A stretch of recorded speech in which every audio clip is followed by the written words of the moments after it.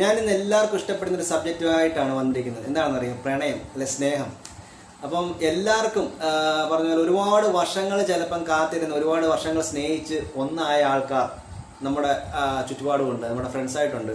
അപ്പോൾ അവരൊക്കെ ചിലപ്പോൾ നമ്മൾ ആലോചിക്കും, ഇത്രയൊക്കെ വർഷങ്ങൾ പ്രണയിച്ചിട്ടും ഇവരുടെ കല്യാണം കഴിഞ്ഞ് അല്ലെങ്കിൽ ഇവർ ഒന്നായി കഴിഞ്ഞിട്ട് ഇവരെന്താണ് ഇങ്ങനെ ഒരു ആവറേജ് ഒരു പ്രണയം പോലും ഇവരുടെ ജീവിതത്തിൽ ഇല്ലാത്ത, അല്ലെന്നുണ്ടെങ്കിൽ ആ ഒരു രീതി ഇല്ലാത്ത. പണ്ടൊക്കെ എന്ത് ഹാപ്പിനെസ് ആയിരുന്നു ഇവർക്ക് അത് ഇല്ലാത്തത്.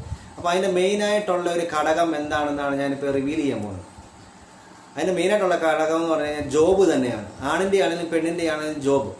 അപ്പോൾ അത് പ്രണയിക്കുന്ന സമയത്ത് ആ സ്ട്രെസ്സുകൾക്ക് ഒരു പരിമിതിയുണ്ട്.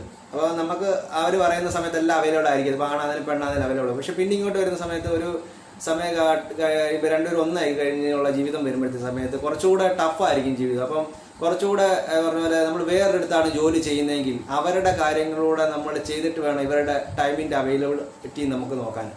അപ്പോൾ അങ്ങനെ വരുന്ന സമയത്ത് അത് രണ്ടുപേരും മനസ്സിലാക്കുന്നില്ല എന്നുള്ളതാണ് സത്യം. അല്ലെങ്കിൽ സ്വന്തം ബിസിനസ് ആയിരിക്കണം. സ്വന്തം ബിസിനസ് ആകുമ്പോൾ വേറെ ആൾക്കാരുണ്ട്, നമ്മുടെ കീഴിൽ വേറെ ആൾക്കാരുണ്ട് ജോലി ചെയ്യാൻ. അങ്ങനെ ഉണ്ടെന്നുണ്ടെങ്കിൽ നമ്മളെ വീട്ടിൽ ഇരുന്ന് തന്നെ അക്സസ് ചെയ്യാൻ പറ്റുന്ന ഒരു സെറ്റപ്പിലോട്ടാണെങ്കിൽ അവരുടെ ജീവിതം ഏകദേശം ഒരു 99% ആൾക്കാരുടെ അങ്ങനെ ജീവിതം ഓക്കെ ആയിരിക്കാം. പക്ഷെ അല്ലാതെയുള്ള ആൾക്കാർ അത് മനസ്സിലാക്കിയിട്ടുള്ള ജീവിതമാണെങ്കിൽ അത് 100% ഓക്കെ ആയിരിക്കും. പക്ഷെ അത് മനസ്സിലാക്കാത്തിടത്താണ് ഈ പ്രശ്നങ്ങൾ തുടങ്ങുന്നത്. രണ്ടുപേരും ഒരുപോലെ മനസ്സിലാക്കിയാൽ ഈ പ്രശ്നങ്ങളൊന്നും കാണത്തില്ല.